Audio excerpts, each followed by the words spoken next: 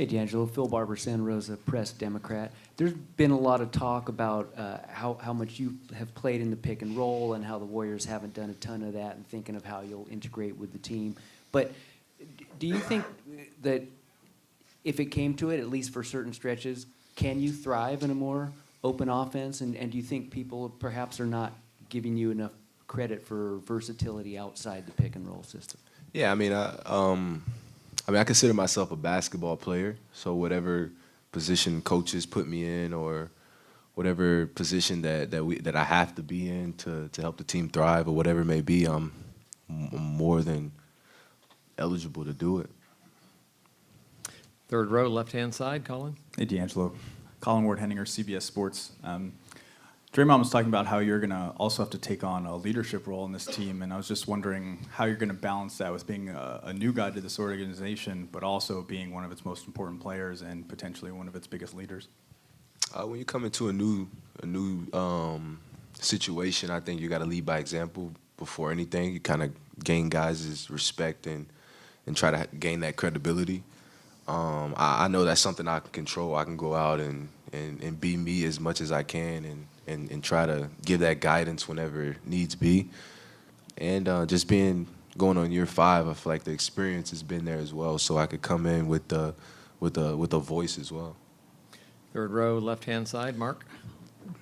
Hey, D'Angelo, given the experience and talent that Steph and Draymond have as a duo, what do you think they can do on the court and behind the scenes to help your transition and everyone else, given all the moving parts on the team? Say that again? Yeah, I was wondering, what do you think Steph and Draymond can do to you personally and for the team with just the transition process with all the moving parts? For any young player coming into the league, I think it's a luxury to have guys of that caliber to just learn from, kind of to just watch and just pick their brains anytime. It's a luxury to have because you could easily come into the league and not have that. So I think that's an advantage. Front row, left-hand side, Monty. Monty Poole, NBC Sports Bay Area. D'Angelo, Clay was in here and he said that, basically said that he thinks your passing ability is underrated. And my question to you is, what do you think of that part of your game, and how have you worked on it over the years to make it better? It's funny you say that. I think with this, the style of play that we play with here, the pass is valued. The pass is what gets the guy the shot. The pass is what keeps the offense flowing. A lot of guys are forced to double team, so you have to get off of it, and that creates an advantage downhill. I think just adding another passer onto the team, myself, it just can help the team. Guys are going to be in the right play to make that happen. So for me, it's just getting them the ball on time and whenever I need to make that play. Third row, right-hand side. Hey, D'Lo. Sandeep Chanak with Yahoo Sports. This is now your third team that you're going to be on in your career. So why do you think that things didn't work out with the first 2 teams? And now with the Warriors, they gave you the max contract too, so they obviously see something in you that the first 2 teams didn't. I think you kind of get an advantage from playing from team to team. If I do say so myself, I think you're around a different group of guys, you're around a different coaching staff, you're around just a whole different aura that you can just learn from. When you're bouncing around the league, I think it forces you to be a sponge almost. I got a lot of great group of guys that I've met throughout my little time that I've been around. And I think it's molded me into who I am today. I get to learn the business side. I get to learn the media side. I get to learn, being around Kobe Bryant, to being around Steph Curry, to being around anybody. I think you get to just pick their brains and just learn from them. So I think it's a luxury to be able to bounce around and be able to control your destiny at the end of the day as well. Fifth row, right-hand side. D'Angelo, Jason Dumas, Cron 4. Earlier this morning, Bob Myers said how quick this all transpired from him finding out that Kevin Durant was going to Brooklyn to having to scramble and then seeing if he could execute a signing trade and acquiring you. When you found out that that was possible, they acted on it real quick. From your perspective, how fast did this all take place? And did you ever even see yourself being a member of the Golden State Warriors maybe earlier in that week? Man, it happened. It happened fast. My first time going through this process, anytime your name pops up, you kind of you would assume you have a say so on, yeah, like I'm not going there, or they're not interested in me. They've never talked to me. Like you kind of have that say so.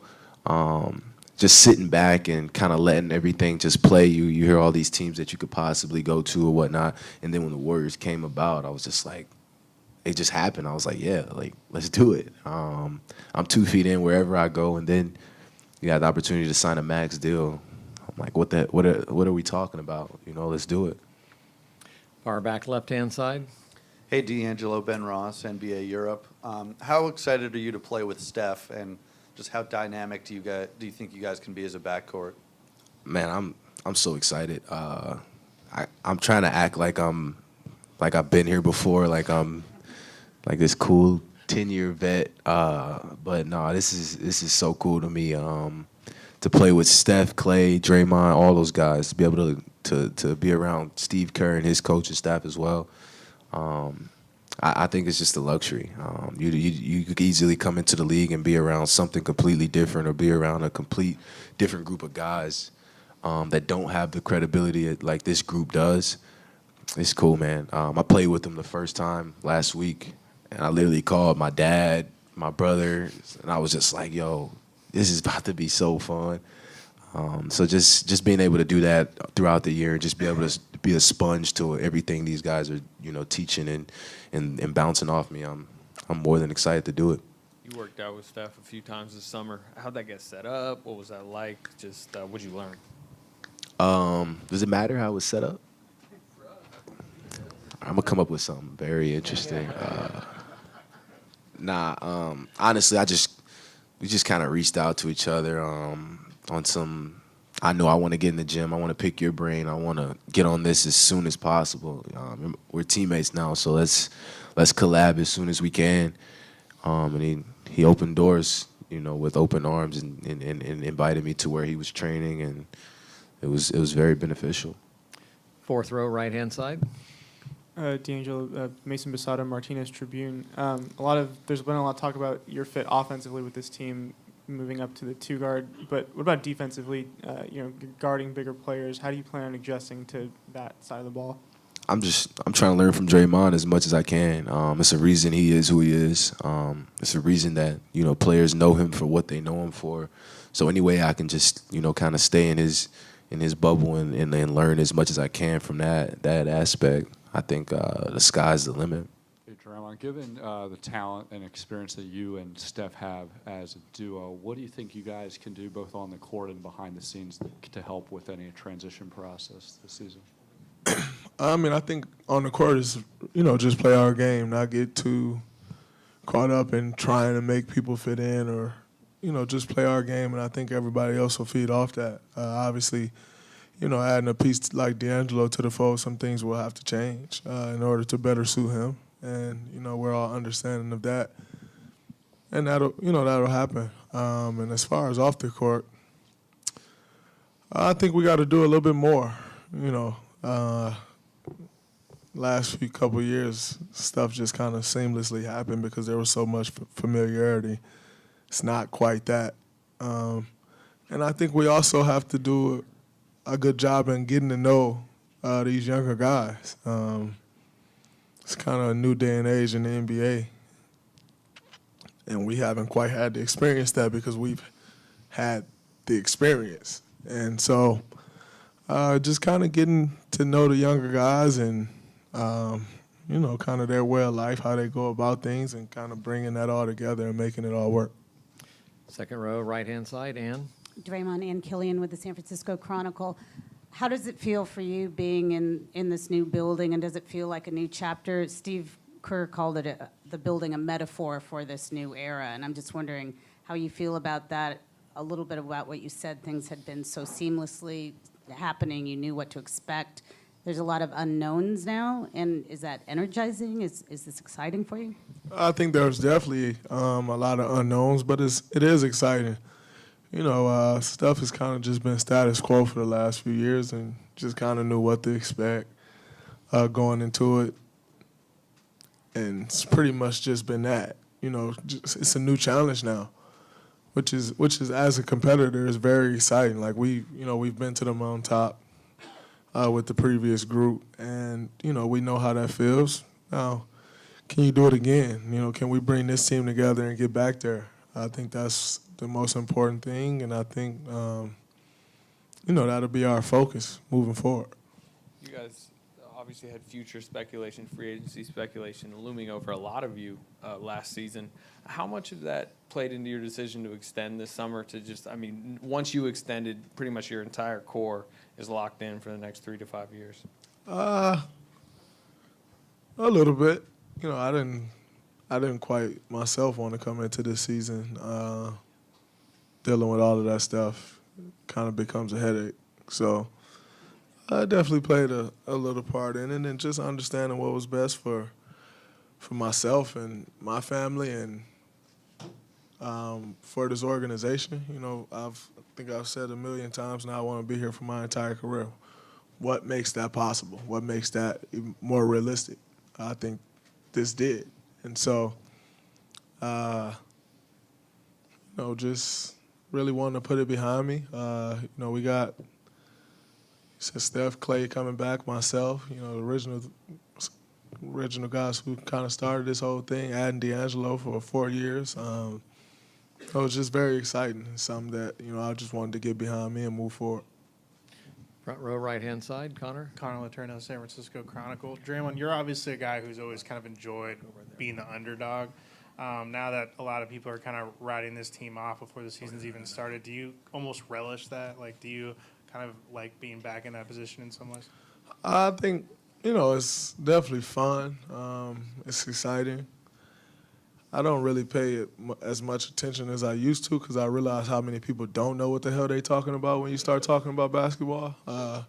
Basketball is kind of the sport that everybody think they know. Like, you hardly ever just see people, like, randomly thinking they know football because there's too much going on. Like, you don't know what the hell going on out there for real.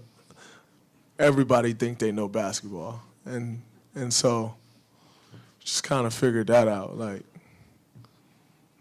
listen to somebody, most of the time you listen to somebody who don't have a clue. How in the hell am I going to let that motivate me at this point? I really don't. Like, I got my own motivation and things that's going to push me to listen to some people who don't really know what they're talking about at this point. It really don't matter anymore. Second row, right-hand side, Tim. Tim Galcom, The Athletic. Draymond, obviously you're so identified with this team's defense. Lost a lot of good defensive players, though, in the offseason. Where do you think this team is defensively, and what do you think? And everyone say, Draymond might have to guard 5 people. Do you sense your responsibility growing even more in that regard? I definitely won't have to guard 5 people. But, I think I'll definitely have to step it up. We don't have as good a defenders as we had. I don't think that's any surprise. But at the same time, we just got to find our identity. Before our identity was switching.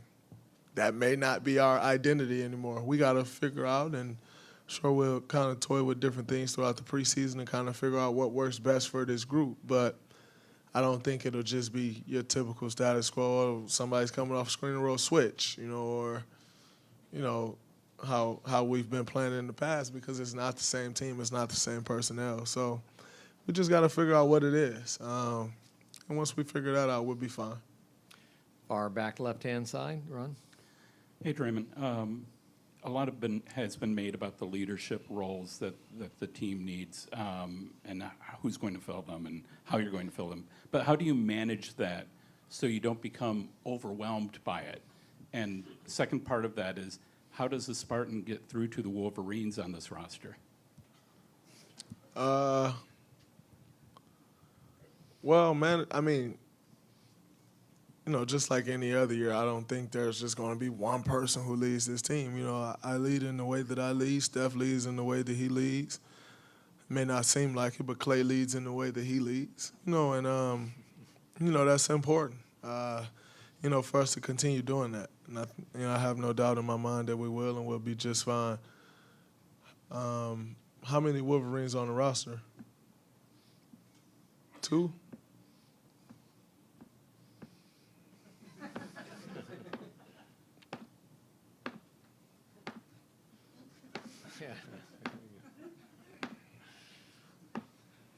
I don't really think much about Michigan Wolverines, honestly. So I don't. I'll manage those players as warriors. But being a Wolverine holds no weight here. It's nothing. Front row, left-hand side. Janie. Hi, Draymond. Janie McCauley from AP. Hey. Steph was in here. Good to see you. Good to see you too. Okay. Steph was in here a minute ago and said he'd rather not be called the old guy, but elder statesman is very respectful. Is it pretty amazing that he is the oldest guy on this team? And what do you have to say? What will you call him? And also, would you like to play in the Tokyo Olympics? He's not old. He's 31. He's getting old. I think we all getting old, but he's definitely not old. But it's really funny to me just to see Steph as the oldest guy on this team, and then I think it's Clay and myself after that. Not too long ago, we were the youngest guys on the team, and so it's pretty interesting turn of events. But it's fun. It's exciting.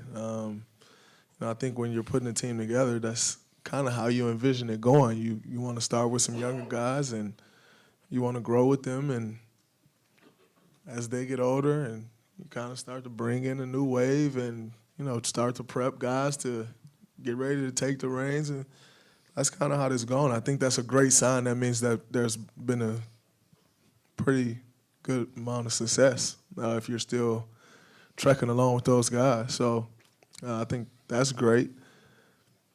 And as far as the Olympics, I definitely want to play in the Olympics next year. I'm actually kind of planning my wedding around it, so hopefully I make the team. And I'm not cutting out so many dates to not make the team. We'll see.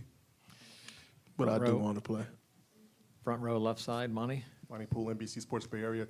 Draymond, you've been accustomed to having Andre and Dot around here because they just part of the fabric. They're gone now, and I'm just wondering, how is the vibe different, or do you already feel better, or is that just going to take some time to adjust to them guys not being around, and what do they bring? Well, I haven't really been here, so I don't really got the vibe yet. But what I can tell you is from what I have seen, is it's definitely different. Andre and Sean's super old. But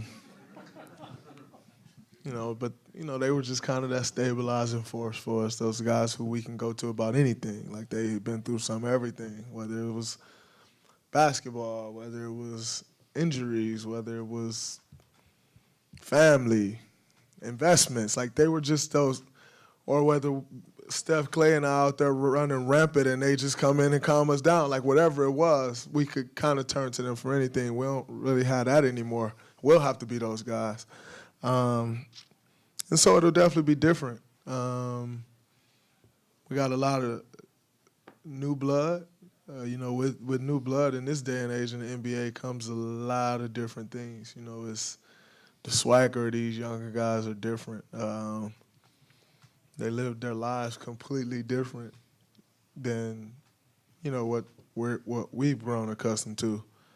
But I think that's fun. You get a chance to know these young guys, mentor them, kind of show them the way. I'm excited about it. But it's definitely different. It's crazy. I went to the Janet Jackson concert like a week ago, whenever it was, and I hit a few of the young guys up, and they was kind of like, Janet Jackson. Yeah, you got that one. It's just like, yo, it's Janet Jackson. Like Janet Jackson, a legend. And that just kind of showed me like I'm getting old. Like none of them wanted to go with me.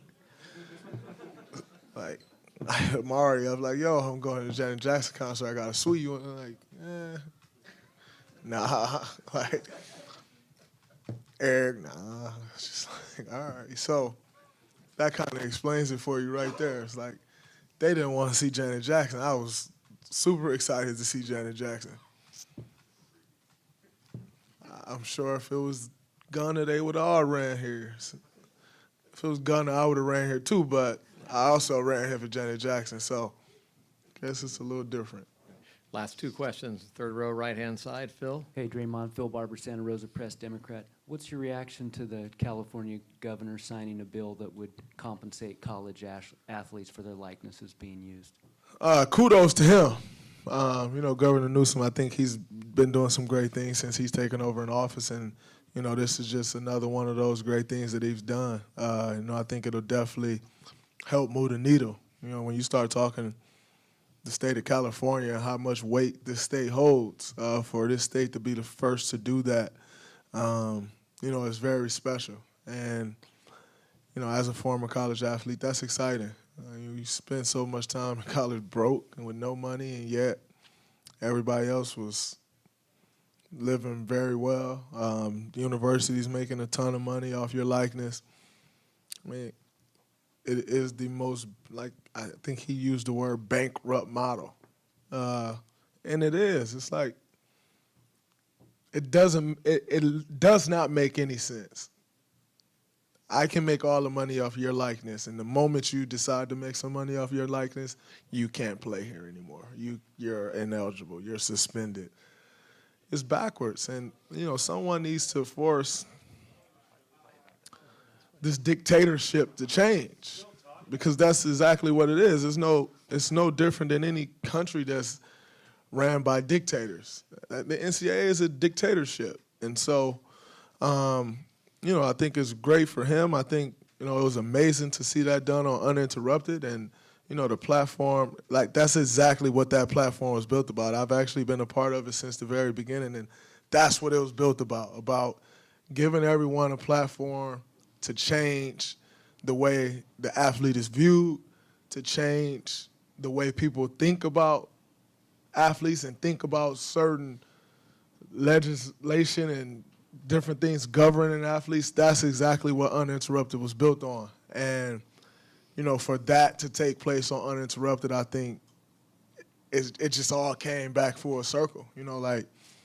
No college athletes have a voice, really. When you see a commercial promoting a college game, it usually shows to the coaches, and they don't score a point. But unless it's a Zion Williamson, and then it'll highlight Zion, unless it's someone like that, they show the coaches, but they can't go out there and get you a bucket. And so college athletes have no voice. And like I said, that's what Uninterrupted was built about, is giving everyone a voice and giving everyone a platform. And for that to take place on there, I think it was all full circle, and it's a great day for everyone, because I don't know about y'all, but I'm tired of seeing people get ripped off. I'm tired of seeing these college athletes being ripped off. And, the president of the NCAA just kind of sit back and, he say a little bit but don't say much at all, because he don't have to. And now you got to speak up. And I'd love to see what his response is going to be to this.